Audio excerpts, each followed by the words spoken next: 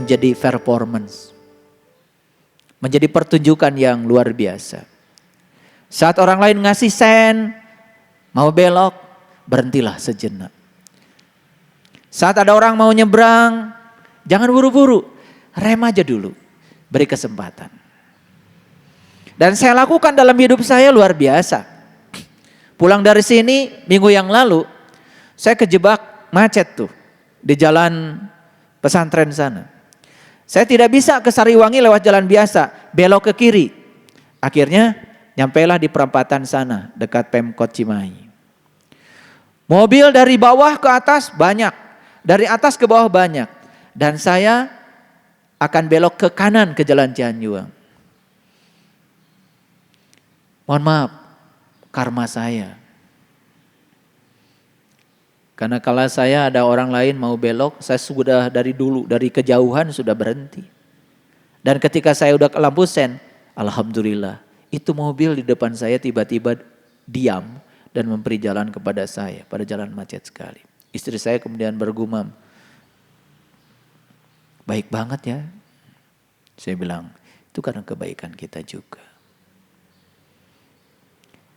Jadi sederhana kan? Sederhana kan?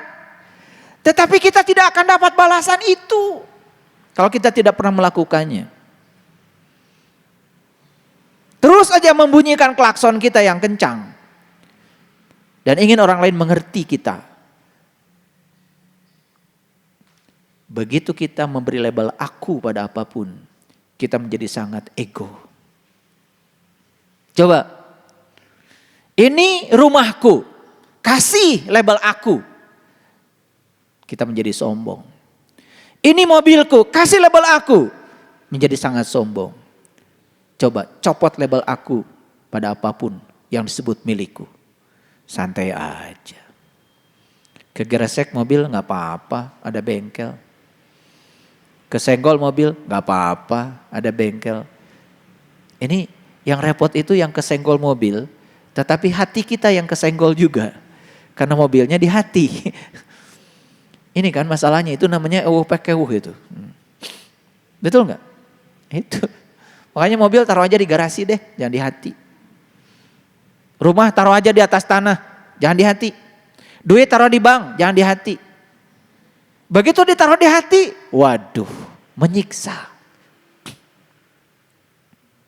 Kalian punya mobil kan?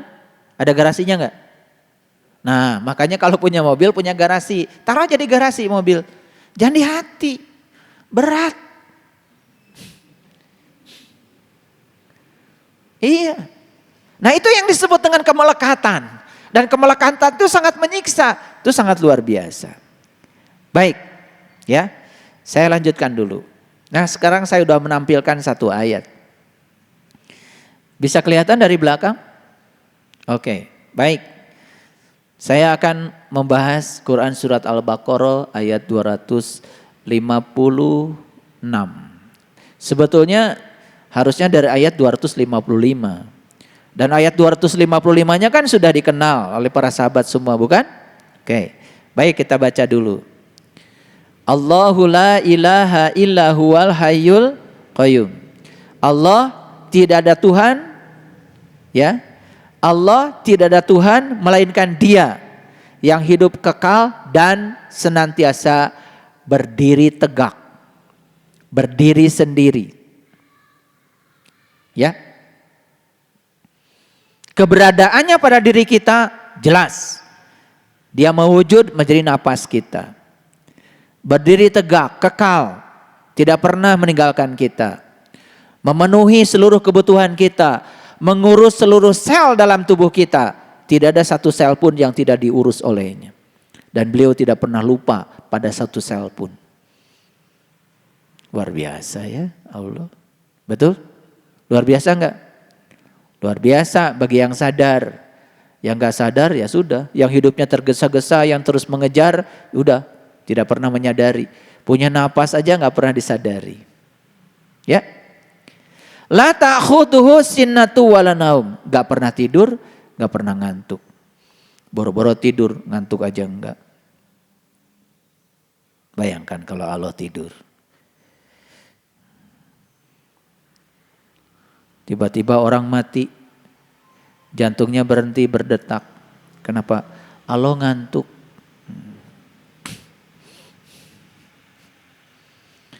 Jadi walaupun kalian ngantuk, kalian tidur, Allah mah nggak ngantuk, nggak tidur, tetap saja memenuhi urusan kita. Coba, pernah kalian sadar ketika tidur, pamitan dulu nggak sama Allah? Atau pamitan sama jantung deh? Jantung, saya mau tidur ya, jangan ikut tidur ya. Pernah gitu nggak? Pernah nggak gitu? Enggak. Tapi untungnya luar biasa ya. Tanpa kata-kata kita Allah mengerti saja. Silakan kamu tidur. Sekalipun kamu gak ingat padaku, aku selalu ingat kepada kamu. Dan akan memenuhi seluruh kebutuhan. Tenang aja kata Allah. Nanti bangun tidur jantungmu masih ada. Dan berdetak. Luar biasa ya. Makanya kalian membaca ayat kursi itu kalau ada jurig. Ya.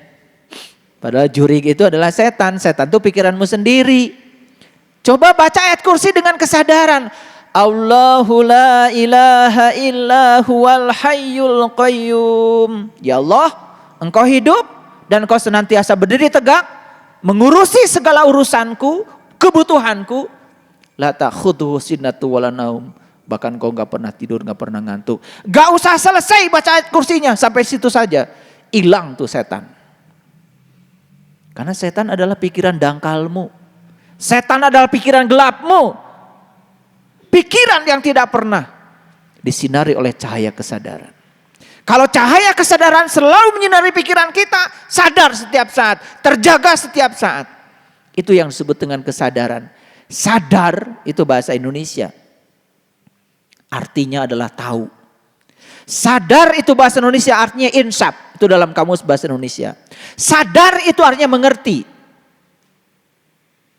Itu sadar. Jadi kesadaran itu kata benda. Keadaan mengerti. Keadaan insaf. Keadaan tahu. Lihat orang sadar. Begitu lihat anak. Dia adalah tamu agung yang dikirim semesta. Untuk menjadi guru bagi saya. Sadar. Begitu lihat pasangan hidup. Dia adalah tamu agung yang dikirim semesta untuk menyelesaikan semua utang karma saya. Sadar. Begitu lihat nasi. Luar biasa. Satu biji pun aku tidak akan bisa membuatnya. Berkah dari matahari, bumi, air, api, udara. Tidak ada satu biji nasi pun tanpa matahari. Sadar, terima kasih matahari. Terima kasih bumi, terima kasih air, terima kasih tanah. Begitu enggak? Ya tidak usah begitu. Enggak jadi-jadi kalian makan. Tetapi kesadaran itu ada, sudah menjadi rasa. Rasa terima kasih pada semua orang yang telah menghadirkan itu. Allahumma barik lana bima razaqtana wa qina azabannar.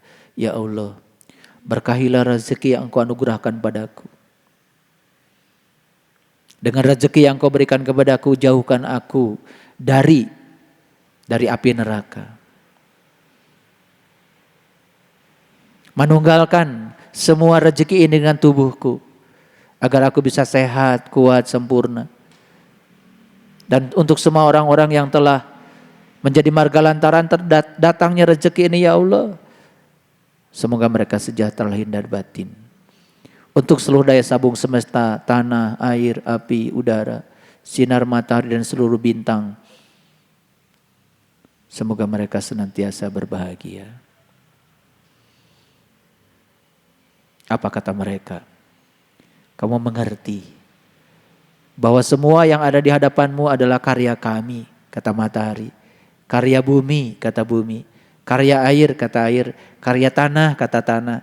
Karya udara, kata udara. Apa yang terjadi? Aku akan limpahkan pelayananku untuk kamu.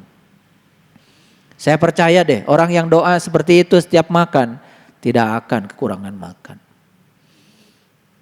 Gak akan. Kalau kalian kekurangan makan itu karena kalian tidak berterima kasih aja. Mau makan aja boro-boro baca bismillah.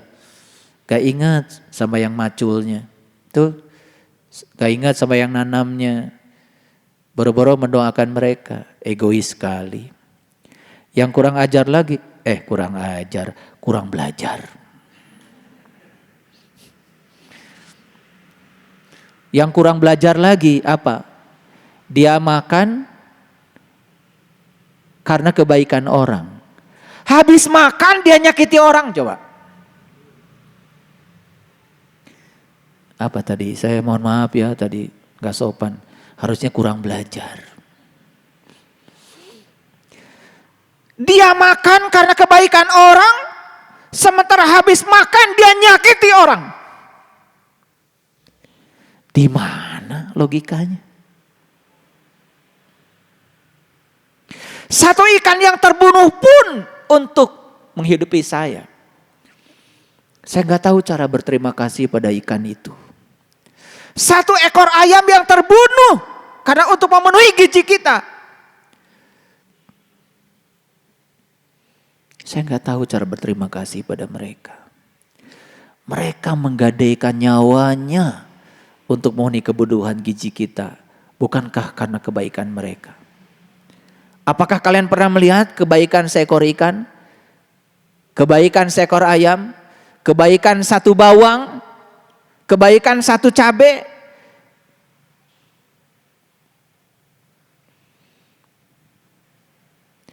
Jadi utang budi kita itu begitu luar biasa. Kapan mau bayarnya coba?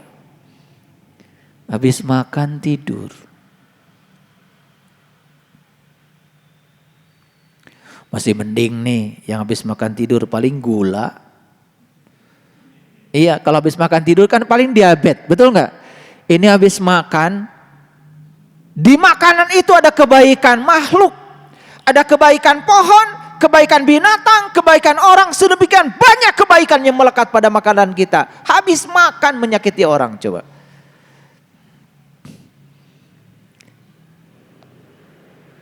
Ini, kalau saya udah ceramah gini, nanti semangat ya, habis makan, pok makan. Wah, saya mau melakukan kebaikan. Gitu. Utang budi saya terlalu banyak, kan gitu. Betul nggak? Kebaikan apa nih mau saya lakukan? Udah, bukan tidur, lakukan kebaikan. Apa saja. Bikin sejarah yang hebat dalam hidup. Gitu. Ya. Kebaikan, ya udah di rumah apa sih? Nyapu kek. Ngurus taman kek. Habis makan tidur, aduh malas. Diabetes. Itu kan bibitnya penyakit. Ya. Lanjut.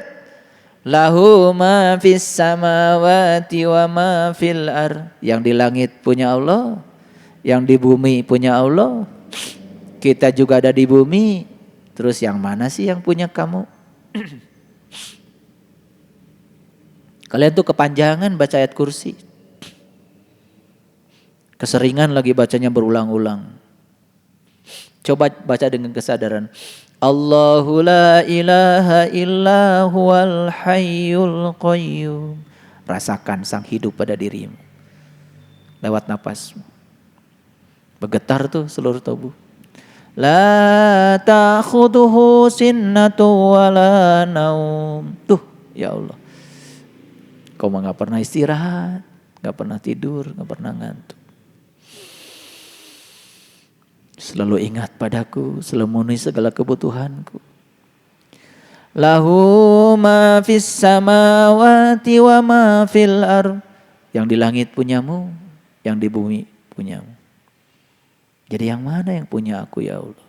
Diriku juga adalah punyamu.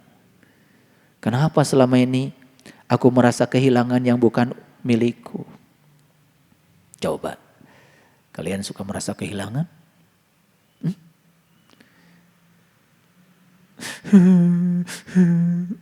Kenapa Bu? Suami saya baru saja meninggal.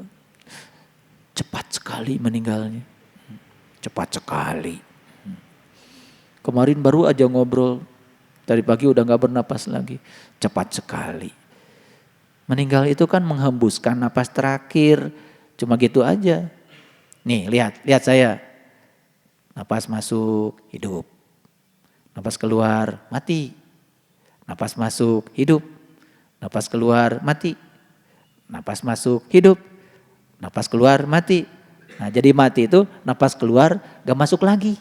Disebutnya menghembuskan napas terakhir. Gitu aja kok mati, sederhana. Kok ribet? Apakah mereka ada? Ada. Ya, ada di sini. Cuman sekarang tubuhnya menjadi tubuh astral. Tubuh kausal, tubuh spiritual. Karena selesai baktinya di kehidupan sekarang, tidak perlu tubuh fisik lagi. Tidak perlu tubuh fisikal. Itu aja kok. Jadi apa mati itu? Menghembuskan napas terakhir. Nggak balik lagi, gitu aja. Terus kehilangan. Ya berminggu-minggu, berbulan-bulan terus saja ya merasa kehilangan. Padahal tiap hari baca ayat kursi. Lahu ma fis samawati wa ma fil ardi. Data sadar. Yang di langit punya Allah, yang di bumi punya Allah. Katanya punya Allah semua. Loh, kok kamu merasa kehilangan sih? Kalau yang mau merasa kehilangan itu, yang boleh merasa kehilangan cuma satu, Allah aja. Kalian ini gimana sih? Merasa kehilangan. Kata Allah, sejak kapan itu milikmu? Kok aneh merasa kehilangan sesuatu yang bukan milikmu? Aneh gak? Jawab dong, aneh gak? Aneh gak? Tapi suka kalian bikin yang aneh itu tadi.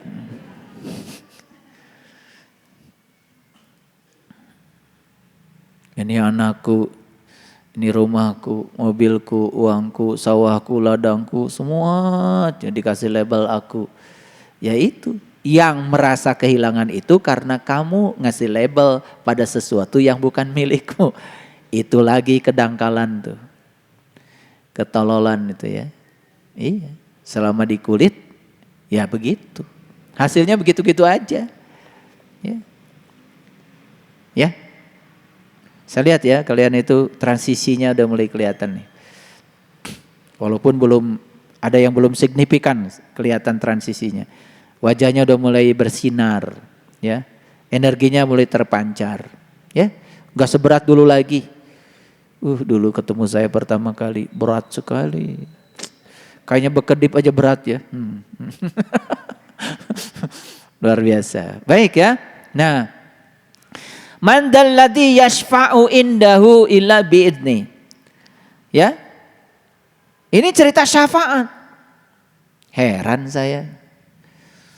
Syafaat mah nanti katanya. Ya kalau syafaatnya nanti, apa yang mau diperbaiki? Kan syafaat itu harusnya sekarang. Contoh, kita dalam kegelapan, tiba-tiba ada orang yang datang ngasih pencerahan. Kan hari ini kita bisa melakukan perbaikan. Betul nggak? Ada kesempatan. Syafaat itu kan harusnya sekarang. Makanya syafaat itu biiznihi, atas izin Allah. Dalam bentuk apa sih Allah ngasih syafaat? Bisa dalam bentuk orang, peristiwa, apa saja yang dihadirkan kepada kita yang bisa membuat kita menjadi tambah baik. Itu namanya syafaat.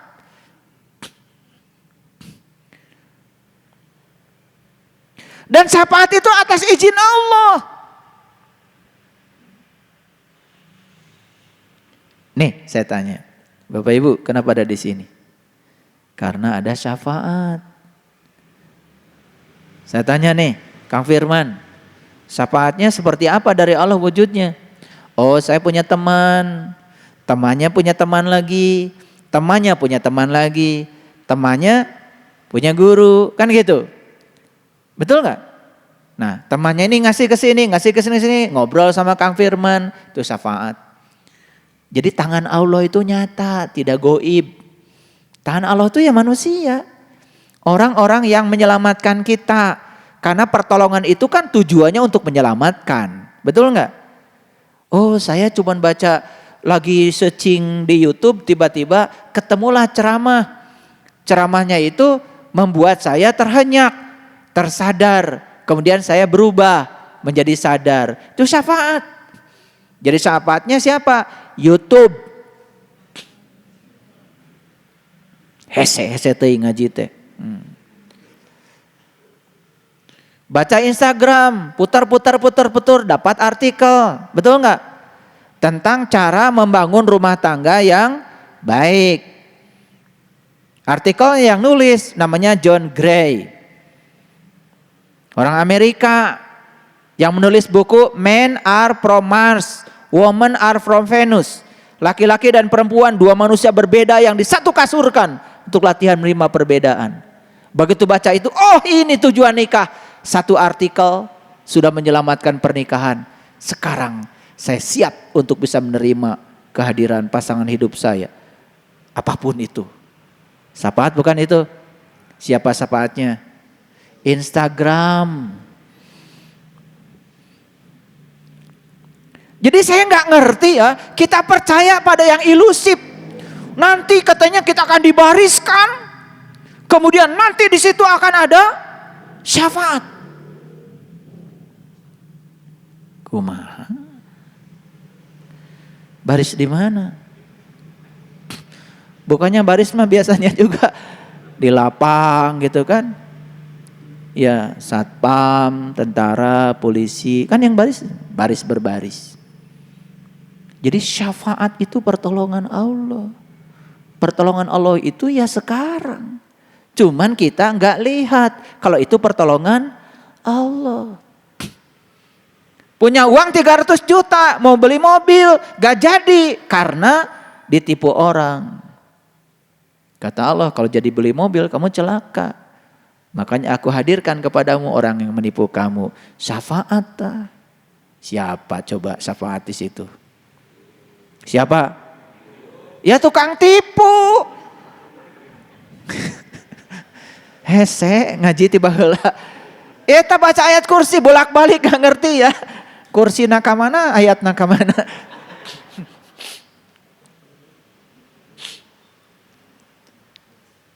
Cuman kita gak ngerti selama ini. Buta. Karena apa? Karena kita berada di kedangkalan. Berputar-putar di pinggir pantai. Tidak pernah ketemu mutiara. Karena kita takut untuk memasuki kedalaman. Makanya siapa yang takut tersesat selamanya tersesat. Siapa yang berani tersesat tidak akan tersesat. Kalau ingin tahu, masuklah ke area yang kamu tidak tahu. Maka di situ akan diajarkan hal-hal baru yang membuat kamu tahu. Buat apa kita ingin tahu sementara kita hanya berada di daerah yang kita tahu. Masuk pada daerah yang kita tidak tahu. Di situ ada pengetahuan baru. Makanya ketika meniti ke dalam diri, saya tidak kasih tahu kalian akan dapat apa. Masuk aja sendiri. Di situ banyak sekali daerah-daerah yang kalian belum tahu. Masukilah, nanti kalian akan tahu sendiri. Keren. Makanya kan sederhana kata Rasulullah. Amalkan saja ilmu yang kamu tahu, maka Allah akan mengajarkan apa yang kamu tidak tahu. Jadi kalau ingin tahu banyak, amalkan saja yang kamu tahu. Do. Just do. Hanya melakukan saja. Keren. Ini ngerti gak dari tadi saya ngomong? Mandallati yashfa'u indahu illa bi'idni. Ya'lamu ma baina aydihim wa ma khalfahum. Yang di langit yang tahu Allah, yang di bumi yang tahu Allah, yang di antara keduanya yang tahu Allah. Sekarang lihat saya semua. Mana Allah?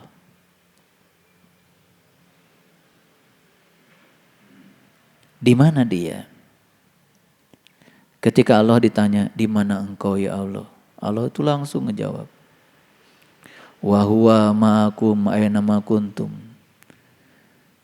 Dimanapun kamu berada, aku selalu bersama kamu. Di sebelah mana ya Allah? Pengen dekat.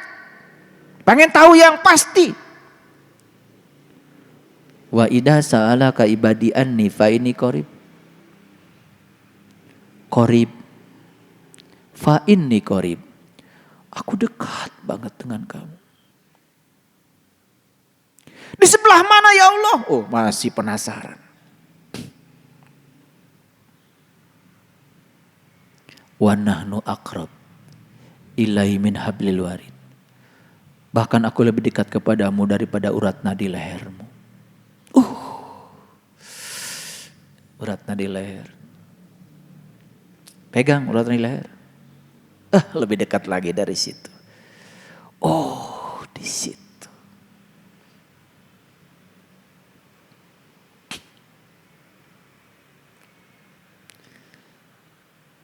Apakah Allah itu bersembunyi dari kita? Tidak. Apakah ketika Allah dikasih tahu, ditanya alamat, ya Allah di mana engkau tinggal?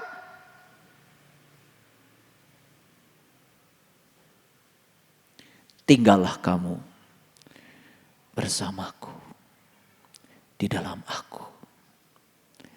Seperti aku tinggal bersamamu di dalam kamu.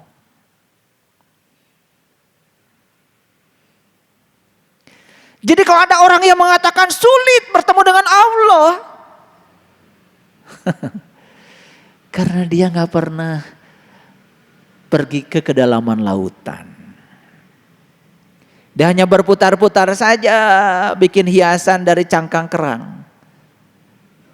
Dan dia klaim seakan-akan dia sudah tahu lautan luas. Lalu akhirnya merasa paling benar. Bahkan merasa seakan-akan jadi polisi agama bagi orang lain. Lalu menghakimi orang lain sesuka hatinya. Menghakimi orang lain sedangkal pengetahuannya. Bahkan berani menyatakan ini sesat, ini tidak sesat. Inna rabbaka huwa a'lamu biman dola an sabilihi wa huwa a'lamu bil muhtadin. Hanya Allah Tuhanmu, kata Allah, yang tahu siapa yang tersesat di jalannya dan siapa yang mendapatkan petunjuk. Muncullah manusia-manusia yang merasa diri sebagai Tuhan. Bahkan lebih sombong dari Tuhan. Merasa paling berhak untuk menghakimi dan menjustifikasi orang lain. Stop. Itu bukan toleransi. Stop. Punya kebiasaan yang semacam itu. Anda tidak berhak. Nilai saja diri Anda sendiri. Sudah sejauh mana kesadaran Anda dalam menapaki proses meniti ke dalam diri. Itu yang paling penting. Para sahabat, sepanjang para sahabat masih memiliki rasa bersalah, sepanjang itu kalian tidak akan bahagia. Rasa bersalah akibat kalian mengkhianati kesucianmu sendiri. Rasa bersalah karena kalian mengkhianati kemurnian jiwamu sendiri. Berhenti menyakiti diri sendiri. Berhenti mengotori diri. Karena setiap menyimpang dari kemurnian diri, rasa bersalah akan muncul. Dan kita sudah merasakan betapa tersiksanya berada dalam kondisi rasa bersalah. Dan membuat kita tidak bahagia. Stop. Jangan melakukan itu lagi. Paham? Ya'lamu ma baina aydihim wa ma khalfahum wa la yuhituna bi syai'in min ilmihi illa bima syaa. Tidak ada yang tahu apapun kecuali diberitahu oleh Allah. Dan yang memberitahu Allah itu pasti benar. Tetapi suara Allah hanya bisa didengar dalam keheningan pikiran. Oleh karena itu, lagi-lagi kita harus mendidik agar pikiran kita tetap hening. Ya, ayo pagi dan petang, ya malam, sudah rajin meniti ke dalam diri. Ayo rasakan keheningan yang kalian dapat itu, coba bawalah itu ke dalam kehidupan. Pamerkan akhlak terpujimu dalam kehidupan. Jangan memamerkan keyakinanmu. Tidak penting itu. Pamerkan akhlakmu. Jangan memamerkan pakaianmu. Pakaian takwamu yang dipamerkan. Pakaian takwa itu adalah akhlakmu. Fatazawwadu fa inna khairuz zadi taqwa. Berbekalah kamu dan sebaik-baiknya bekal adalah takwa. Tak itu tawadu, rendah hati. Rendahkan dirimu serendah-rendahnya sampai tidak ada lagi orang yang sanggup merendahkanmu. Kalahkan dirimu sekalah-kalahnya sampai tidak ada lagi orang yang berani mengalahkan kamu. Tawadu, qana'ah. Menerima dualitas apa adanya. Keren. Waro. Jadikan rasa malu sebagai benteng imanmu. Alif, ikhlas. Apapun yang kau lakukan, ikhlas. Hati-hati. Jangan suka menyombongkan ketidaksombongan. Gimana? Kang Firman? Nih. Sepeda motor yang hilang itu gimana? Ikhlas. Ari eta bogana saha? Cenah lahu mapis sama wati wal nu di langit kagungan Allah, di bumi kagungan Allah. Masih perlu kita mengatakan ikhlas? Siapa yang mengatakan ikhlas dalam keikhlasannya, dia sedang menyombongkan ketidaksombongannya.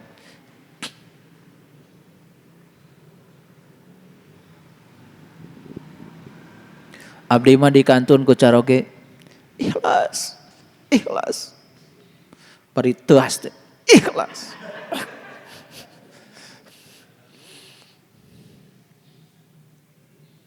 Ngurutna teh rada ya ikhlas. Ikhlas gitu. Yang merasa ikhlas dalam keikhlasannya saja itu udah gak ikhlas. Ikhlas itu dari kata kholis. Kholis itu bersih. Bersih itu tidak ternoda. Jadi kalau kita mengatakan abdi mah ikhlas masih ternoda. Mereka yang mengatakan saya tidak sombong masih sombong. Dan mereka yang mengatakan saya tidak arogan masih arogan.